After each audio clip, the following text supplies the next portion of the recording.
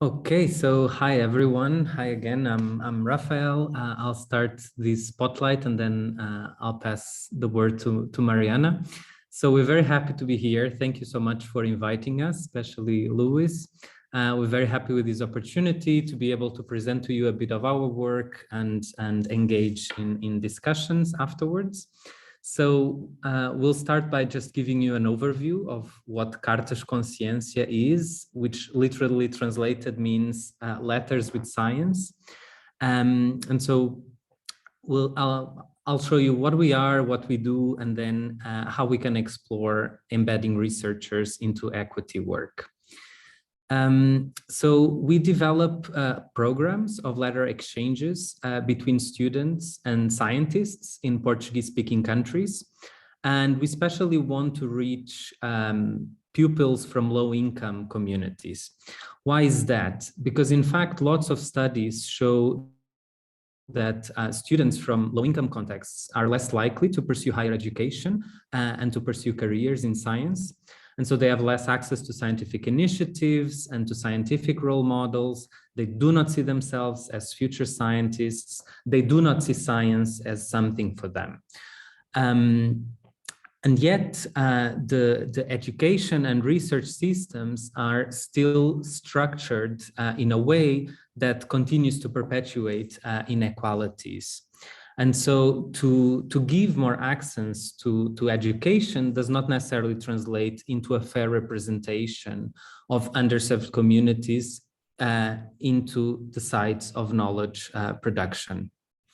So we really need initiatives to increase students' science capital, a notion developed by Louise Archer and the research group, of which we have Spella and Jen here with us today. And so we want to help these kids build a science identity so that they can feel they belong to science if they wish to.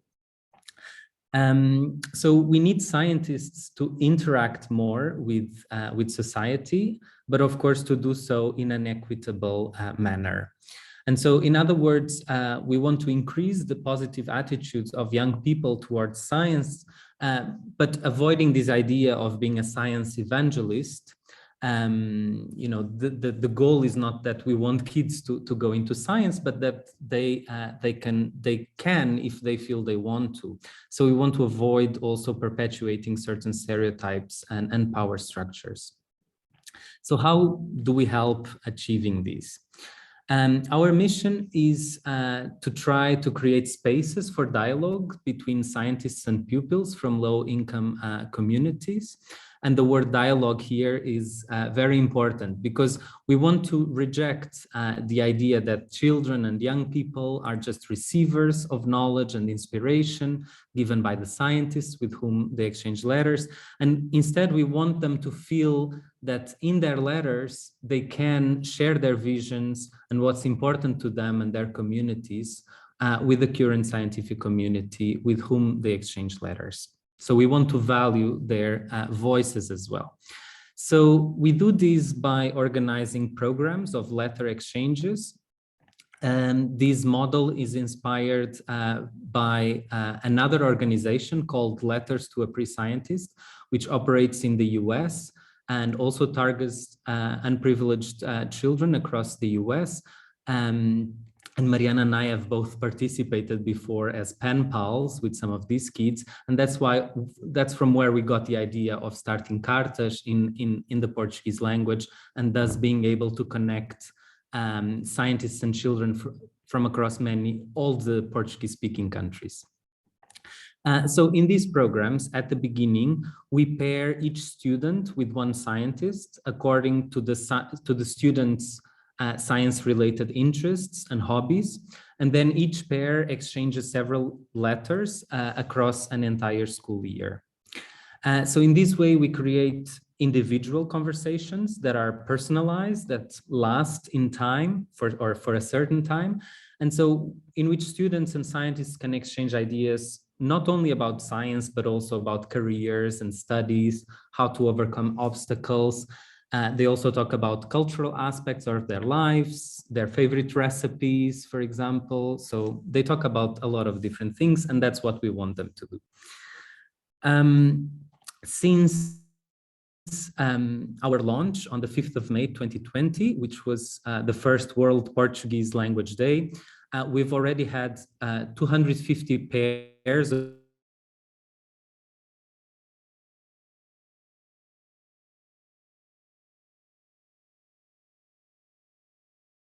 Is it breaking for everyone?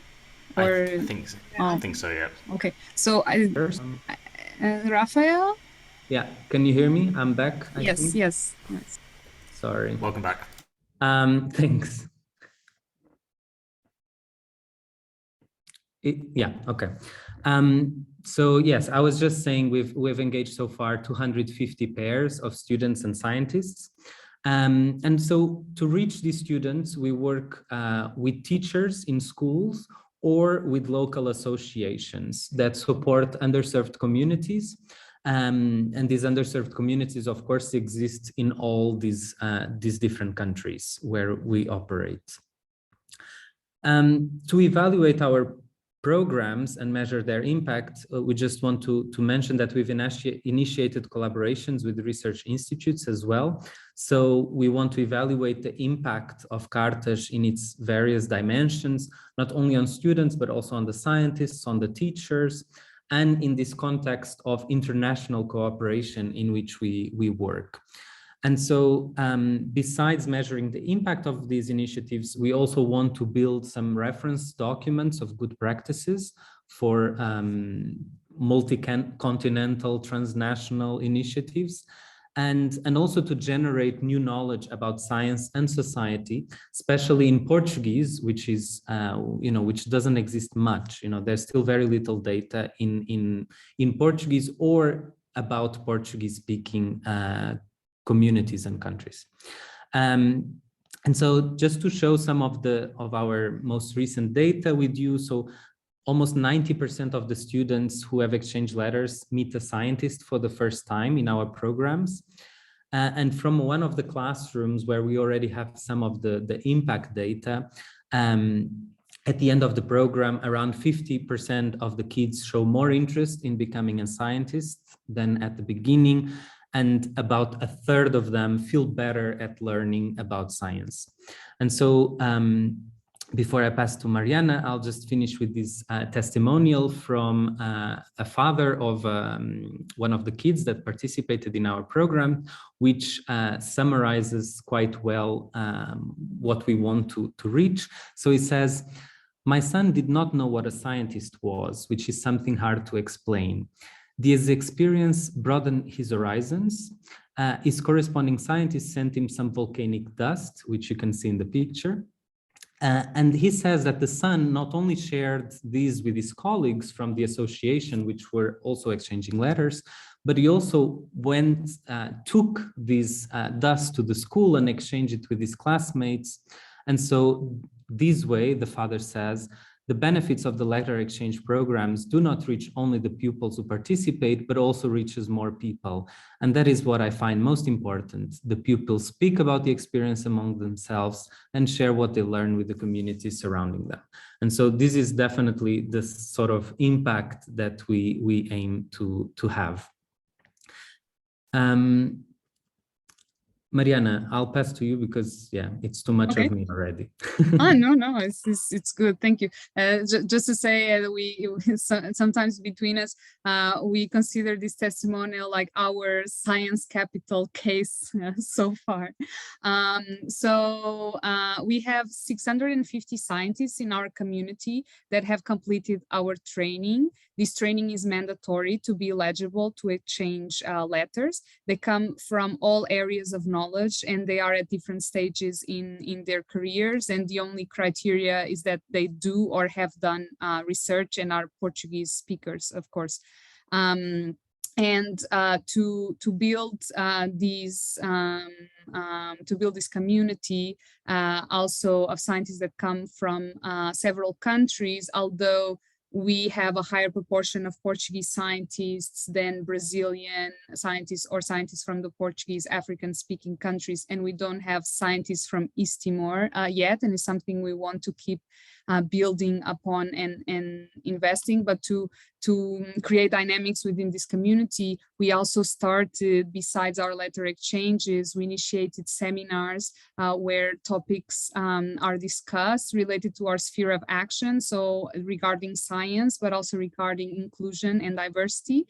And the idea that we have with this series, it started with a seminar with an invited speaker about diversity and inclusion, and we will have some invited people, but then the seminars, the regular seminars are each based in one of the countries, and then we invite scientists from our community to speak about their perspective of the science in the country or from that country.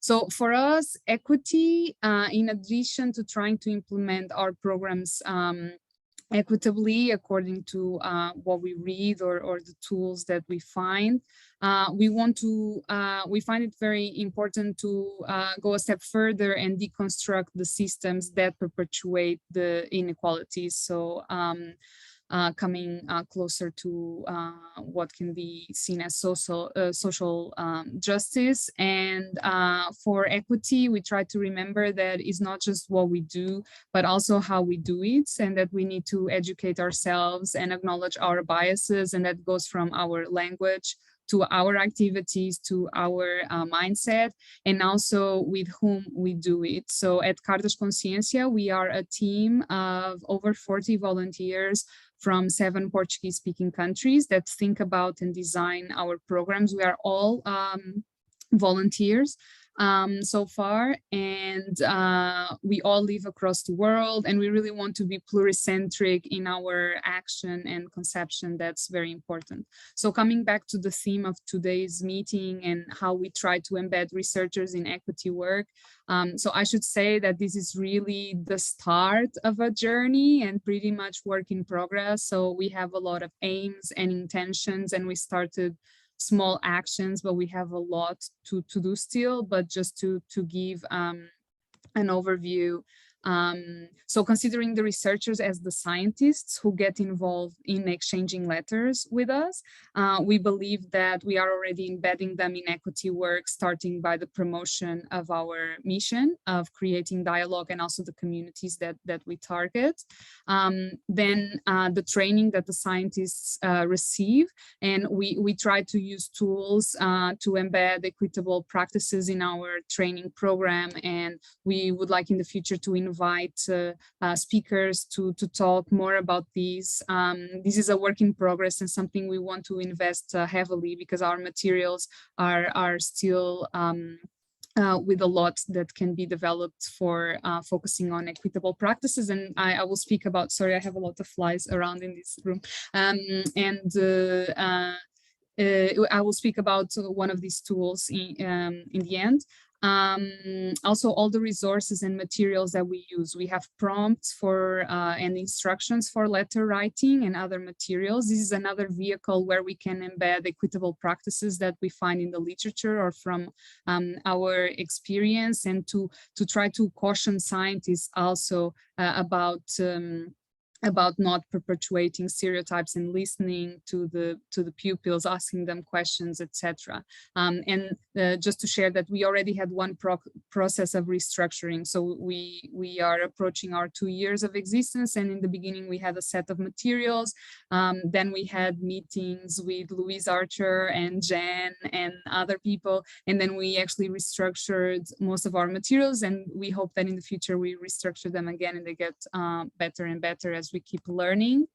Also, the experience itself of exchanging letters is another way for the researchers to be embedded in equity work, in the sense that no matter where the pupils and scientists are from, this will always be an exchange of 2 very different realities, which can also raise awareness for several issues. And also our satellite initiatives like the seminars and the dialogues is also a way to raise awareness. not just in the content itself that we choose to organize, but also how we design and organize things, like which voices do we center that are usually given that space. And we still have a lot of work in progress to do regarding that. So hopefully in another spotlight, it wouldn't be me and Raphael speaking to you, for example. And it would be other volunteers from Carthage, coming from other places, and also which themes we prioritize for our focus when we decide to leave some things behind. And as we mentioned, we don't just embed researchers in equity work through the letter exchanges, but we also embed research in our practice. So we also have researchers involved that are not exchanging letters, but they are involved in the research that we do and the impact evaluation. We have a PhD student doing her thesis on the topic of how the letters impact the students, and the way we work with these collaborations. We really try to have equity at the center. Again, a work in progress, and a lot of things have to be better, but from the design to the implementation of these studies, we really try to have that approach. So through all these ways, we try to support inclusive role models, preparing scientists to interact with society, but in an equitable manner. Challenge stereotypes of who can be a scientist, as we work to have a more diverse scientist community, from research areas to nationalities, career stages, etc. And doing our programs in Portuguese can be seen as a way to support language diversity, if we see this from an Anglo-centric perspective, that most people are doing these activities in English. I will come back to this.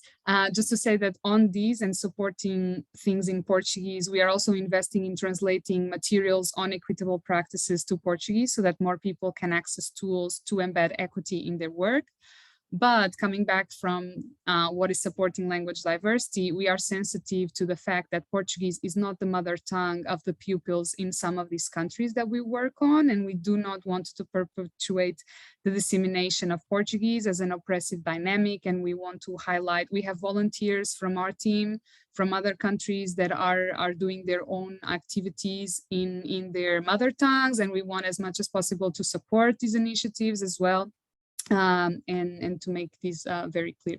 And it's also important to highlight that regarding language diversity, we work with several variations of the same language, and we encourage scientists to use their version of Portuguese and not conforming to a main norm, which is something that we usually see, for example, Brazilian scientists do, that they have the instinct to adapt their Portuguese to be more understandable in what is the norm and the current power systems, which would be the Portugal related version. So through all these vehicles, we try to challenge narratives, and we think this is probably the hardest to do, to challenge and deconstruct the narratives based on the systems that perpetuate inequalities. And these can be disseminated in the letters that the scientists write, and how, even if they are well-intentioned. So the narratives they have about science, about scientists and who can become a scientist, and about the world in general. So a great resource for these, and that a resource that has been central for us in embedding equity in our work, has been the YesSTEM Equity Compass and related materials. So this is a reflection tool that we have used, and we are currently translating it to Portuguese.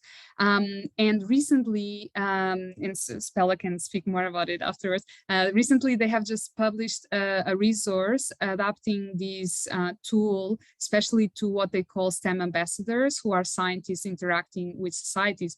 And they give a nice example of Dr. Bridges, who is a well-intentioned science communicator who perpetuates certain stereotypes. And then this compass also gives an example of how to challenge these narratives, and is a great tool to reflect that we recommend. And there are certainly more tools, and we want to learn also about the tools that you could share with us. And that's what we wanted to share. I just want to say thank you to our partners, and then tell you that you can contact us anytime. I will drop some links in the chat, especially if you know scientists from African Portuguese speaking countries, or East Timor, or funding opportunities that can help us professionalize our activities. And thank you so much.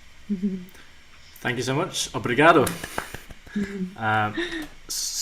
So we've got lots of questions in the chat, but thank you so much, Rafael and Mariana.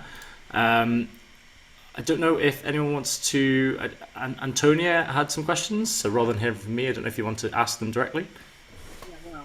Yeah, well, first of all, thank you. Thank you. It's a great practice what you've done. Thank you so much. Awesome. I have a couple of questions for you, but also the matter of language. I was thinking that,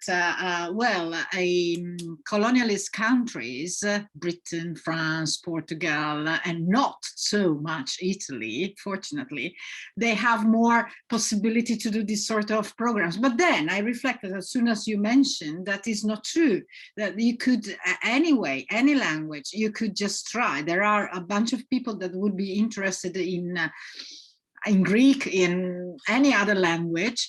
So I think possibly we have also some hope. Anyway, I wanted to ask you those two questions. Do you have, during the training of the scientist, any code of conduct? So to say, for instance, that they are not allowed to give any suggestion to the children, to the pupils about their life of the children. And the second question that is linked, do you ban some topics? Rafael, do you want to talk about the code of conduct? Okay, yes, thank you so much, Antonia. So we do have a code of conduct that the scientists need to sign by the end of the training. And so that includes, what we think a code of conduct should include, which of course, some aspects to language and to behavior. We don't specifically ban any topics apart from, anything that would be considered disrespectful, of course. But otherwise, both kids and scientists are pretty free to write about what they want. For each round of letters, and this connects also to another question that I just saw in the chat from Eric. So there's not freedom in the sense of how many letters. So we have 3 rounds of letters per school year. And in each round of letters, there's a topic that the scientists know about. So for the students, it's completely free. But the scientists, when they answer to the kids, we give them topics and suggestions of things they should write about. And so in the first round, that includes talking about what they do as a scientist and talking about their career, their university studies. The second round is meant to be more about sharing obstacles the scientists might have faced along the way and how they overcame them. And then for the last round, since it's a wrap-up topic, as in we invite the scientists to reflect about their experience and to share it with the kids, what they learned with the kids as well, and to sort of, conclude the program in that way. Yeah.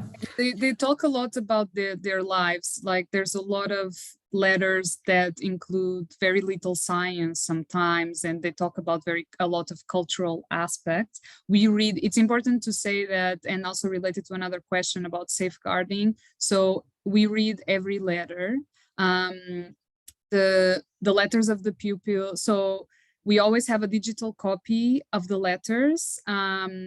The scientists receive the digital copy first so that the process is faster. So they answer, they do their response letter to the pupils who write the first letter already without having a physical version, but just a digital copy. The letters are corrected by the teachers, but we also read them all to make sure that they're not sharing any private information like contact or also surnames, for example, that it's a rule that they don't share their surnames, and then the scientists, they send their digital copy and then they send their physical copy.